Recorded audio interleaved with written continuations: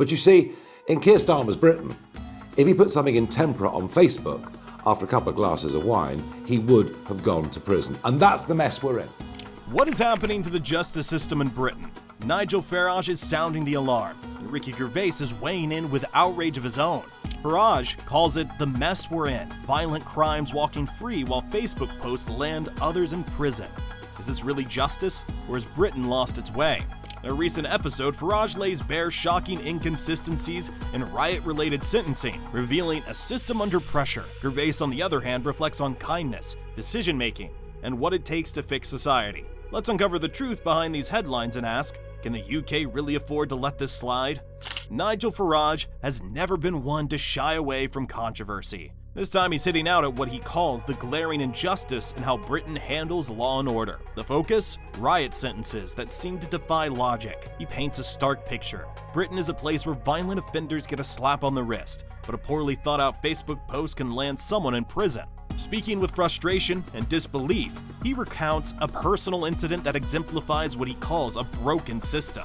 So there I was in Barnsley campaigning in a general election, and a lout opposite side of a street gets a cup, fills it with cement, lobs it at the bus that I'm on, and you can see the picture here of me ducking and me shouting to everybody else, get down. Isn't that weird? He continued. It was a very dangerous, provocative, violent thing for this guy to do. Luckily, some builders who were working on the site stopped him, apprehended him, he was arrested. That's something nice to hear, but here's how the state responded. Today, he's been given a suspended prison sentence. He will not serve any custodial time. This isn't an isolated story. According to Farage, the numbers speak for themselves. In the year leading up to March, 147,000 people convicted of carrying knives, and some even sexual offenders, avoided prison altogether. Many were handed community orders. Instead, he was visibly frustrated, and soon he boiled over. Our prisons are full, he says. We're letting people out who are violent offenders to put Facebook offenders, thought speech, some of it not very nice, I'll accept, and to chuck them in prison for a short period of time. How does that make sense? He further points to reports of shoplifters who steal up to £200 without fear of prosecution. We're even allowing people to go shoplifting up to 200 quid without being prosecuted. Is this the Britain we want to live in? Let's ask ourselves. This disconnect between action and consequence is what Ricky Gervais calls out in his own unique way. Known for his biting humor, Gervais doesn't hold back. Or do we need ruthless bastards to drive industry and make the difficult decisions? But he quickly diverts, saying difficult decisions don't have to conflict with kindness and fairness. He raises a serious question. Do you think society could survive if everyone was kind, generous, and thoughtful? His thoughtful touch on something deeper, the balance between justice and compassion, especially in a world that often pits them against each other. The examples stated by Farage paint a clear picture of imbalance. In one case, a man who pleaded guilty to publishing threatening material online received a 20-month sentence, with half of that to be served in custody. The judge declared the offense so serious that imprisonment was unavoidable. But critics argued this sentence is illegitimate, especially when compared to others who committed physical acts of violence. Farage isn't alone in his concern. Growing numbers of Britons share his unease about public safety. He notes an increasing fear among people walking the streets, taking public transport, or even going out at night. So what's driving these inconsistencies? Experts point to overcrowded prisons and a justice system stretched thin, but Farage argues this is no excuse. Are increasingly concerned going out of an evening, walking around our streets, catching public transport. We have to build more prisons. We have to make those that are violent. We have to make those that threaten our society pay some kind of price. Without deterrence, this can only. Gervais, while not directly involved in policy debates, brings a cultural perspective. He suggests that obsession of society with pleasing everyone leads to compromises in leadership. I think politicians have proved that it's nothing to do with doing what's right for most people now. Even if they start off going into it with good intentions, all the compromises, all the worries about trying to please everyone, they soon start, not doing a great job. And now a lot of them have proved that they're blatant.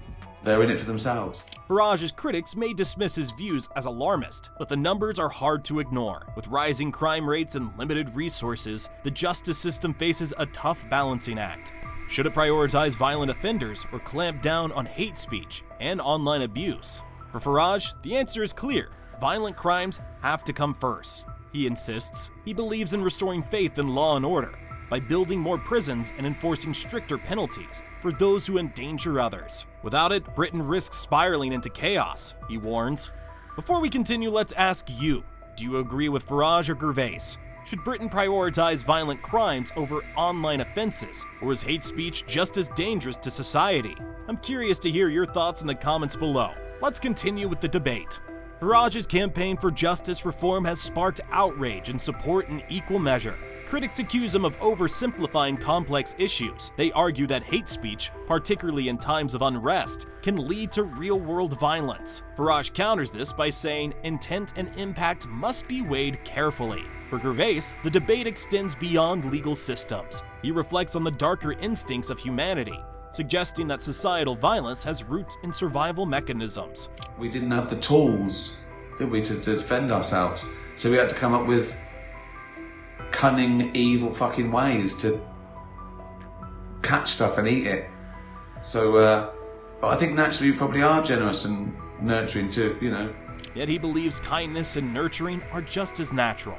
The comparison between the hardline stance of Farage and philosophical musings of Gervais strike a chord with audiences. While one demands action, the other calls for introspection. Together, they highlight the need for balance, justice that's firm but not draconian, compassionate but not weak. Gervais recounts a thought-provoking analogy.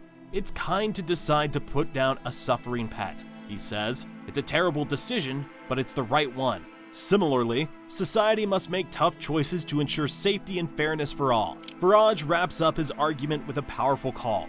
We can't let political correctness or overcrowding dictate our justice system. We need to rebuild trust in law and order. His words resonate with those who feel the system has failed them. The conversation around justice and freedom is more relevant now than ever. Farage rightly points out the inconsistencies in sentencing that aren't just unfair but dangerous. By prioritizing speech-related offenses over violent crimes, the justice system risks creating a culture where real threats go unchecked. You would have to agree with him here, right? This isn't just a British problem. The governments are grappling with the balance between regulation and freedom across the globe. In Brazil, Elon Musk criticized legislation that he says suppresses free speech under the shelter of combating misinformation. We can see some similar patterns emerging in Germany, France, and beyond. Farage warns that Britain must not follow this trend. This debate raises tough questions. Can we fix the justice system of Britain without sacrificing fairness? Are we too lenient on violent offenders or too harsh on online misconduct? What's clear is that public trust in the system is crumbling. If we don't address these inconsistencies now, the divide between what's fair and what's enforced will only widen. Farage's call for more prisons and stricter penalties might seem controversial, but it resonates with those who feel unsafe in their own communities. The insights by Gervais, on the other hand, remind us of the importance of compassion and thoughtful decision-making. Nigel Farage and Gervais have brought these issues to light, but it's up to us to demand change. What do you think?